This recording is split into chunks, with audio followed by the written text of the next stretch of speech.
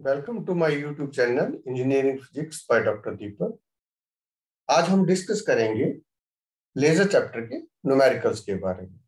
Previous video में हमने discuss किया था topics of the laser. First numerical है, in a pulse laser total number of active ions is 1.6 into 10 power 19.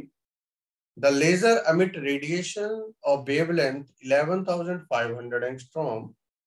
Calculate frequency and energy of one photon. पहले हमने calculate करना है frequency और energy of one photon. But will be the energy of pulse generated. Second हमने calculate करना है energy of the pulse. So question में दिया गया है wavelength lambda is equal to 11,500 angstrom. Angstrom को हमने कन्वर्ट करना है मीटर में. So 1 angstrom is equal to 10⁻⁻10 metre. Number of ions दिए गए हैं क्वेश्चन में, n is equal to 1.6 into 10⁻19. Frequency three physical quantities के बीच में रिलेशन है. c is equal to speed of light is equal to frequency into wavelength. उस relation से हम फ्रीक्वेंसी कैलकुलेट कर लेंगे c upon lambda. c is the speed of light having a value 3 into 10⁸ metre per second. Lambda wavelength is given 11,500 into 10⁻10. After calculation, we can get the frequency 2.6 into 10⁻40 hertz. Now, according to the Planck's law, energy E is equal to h nu, where h is the Planck's constant, nu is the frequency. Frequency हमने calculate की ऊपर. So, हमारे पास frequency की value होगी 2.6 into 10⁻40 hertz और h की value that is a constant 6.62 into 10⁻34. So after the calculation हमारे पास result आ जाता है 1.72 into 10⁻15 जूल. नाउ हमने एनर्जी ऑफ पल्स कैलकुलेट करनी है. तो नंबर ऑफ आयंस दिए गए हैं, E is equal to NH nu. H nu की वैल्यू हमने कैलकुलेट की. अब हम पुट कर देंगे वैल्यू नंबर ऑफ आयंस की 1.6 into 10⁻19 into 1.72 into 10⁻19 which is equal to 2.75 joule. Now sometime examination में क्वेश्चन पूछता है एग्जामिनर, एनर्जी कैलकुलेट करनी है हमने इलेक्ट्रॉन वोल्ट में. So 1 electron volt is equal to 1.6 into 10⁻19 joule. तो हम इसको डिवाइड बाई कर देंगे 1.6 into 10⁻19 से.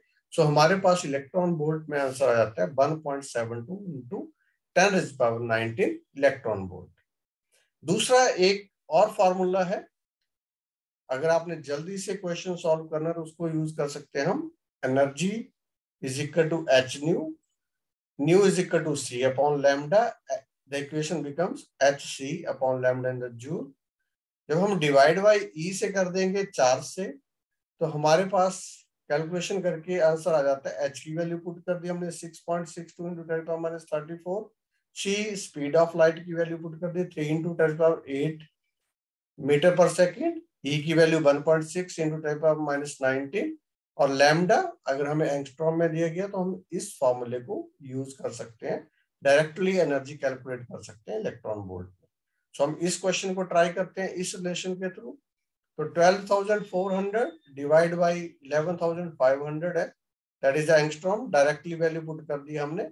सो हमारे पास आंसर आ जाता है 1.07 इलेक्ट्रॉन वोल्ट.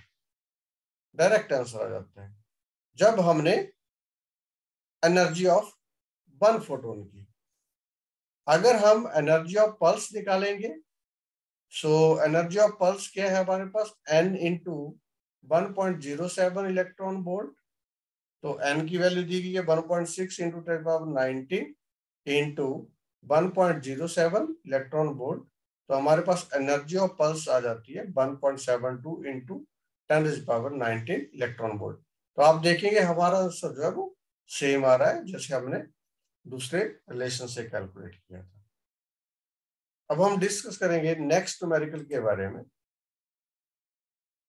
स्टेटमेंट क्या है न्यूमेरिकल की, a laser system is capable of lasing at several infrared wavelengths if most prominent wavelength जो हमारे पास आउटपुट आ रही है वो 3.1235 millimeter of wavelength of light, then what would be the difference in electron volt?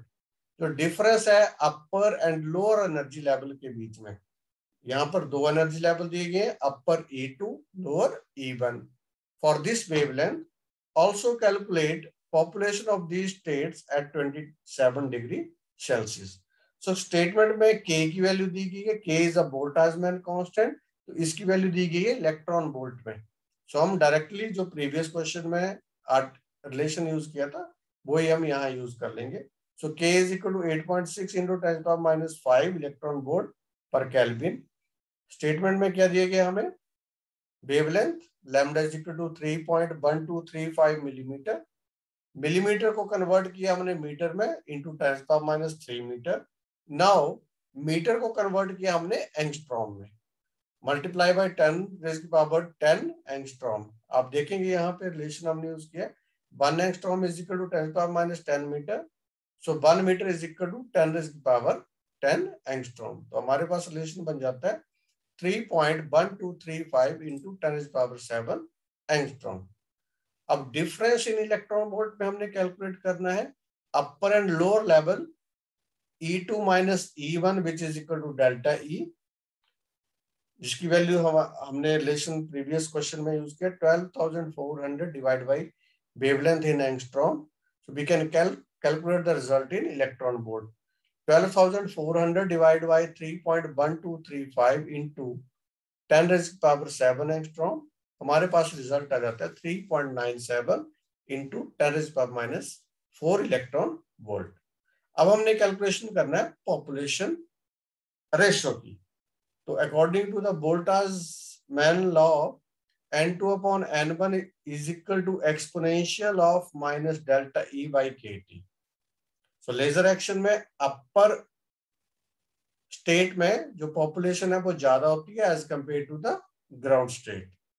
सो हम values put करेंगे. Delta E की value हमने calculate की exponential of 3.97 into 10 to the power minus 4 divided by 8.6 into 10 to the power minus 5 और temperature हमें 27 degree Celsius दिया गया, उसको हमने कन्वर्ट किया केल्विन में. तो यहाँ पे हम साइन यूज करेंगे इस इक्वेशन में. जो साइन है हमारे पास डेल्टा E के साथ जो यूज हो रहा है वो minus of 3.97 into 10 power minus 4, 8.6 into 10 power minus 5 value given दी गई है क्वेश्चन में K की. K is a Boltzmann constant. Temperature 27 degree Celsius दिया गया था, उसको हमने कन्वर्ट किया केल्विन में plus 273. So 27 plus 273 300 Kelvin which is equal to exponential of minus 0.015. Exponential of minus 0.015 की वैल्यू कैलकुलेट की 0.98. सो रिलेटिव पॉपुलेशन रेशियो जो हमारे पास आई N2 upon N1 which is equal to 0.98. Question number 3 में at what temperature rate of spontaneous emission becomes equal to rate of stimulated emission for wavelength 5000 angstrom. So question statement में हमें दिया गया wavelength 5000 angstrom. दूसरा rate of spontaneous emission हमने previous videos में discuss किया है आइंस्टाइन कोफिशिएंट के बारे में. तो रेट ऑफ स्पॉन्टेनियस क्या होता है? अपर स्टेट से जब लोअर स्टेट में इलेक्ट्रॉन डी एक्साइट होते हैं, जब उनका टाइम पीरियड खत्म हो जाता है, तो अपर स्टेट के इलेक्ट्रॉन को हम रिप्रेजेंट करते हैं N2 से. एंड स्पॉन्टेनियस एमिशन हमारे पास आ गया A21. Similarly stimulated emission, rate of stimulated emission which is equal to N2 B21 U nu. U nu is the energy density, B21 is the constant of proportionality which is called the Einstein coefficient of stimulated emission, and N2 is the number of electron in the excited state. So question में condition given है spontaneous rate of spontaneous emission is equal to rate of stimulated emission. So हम इन दोनों equation को equate कर लेंगे. हमारे पास equate करने के बाद N2 कैंसिल हो गया, हमारे पास बचता है A21 is equal to B21 U nu. So energy density को हमने लेफ्ट हैंड साइड में which is equal to A21 divide by B21. So what is the value of A21 divided by B21 according to the Einstein coefficient equation?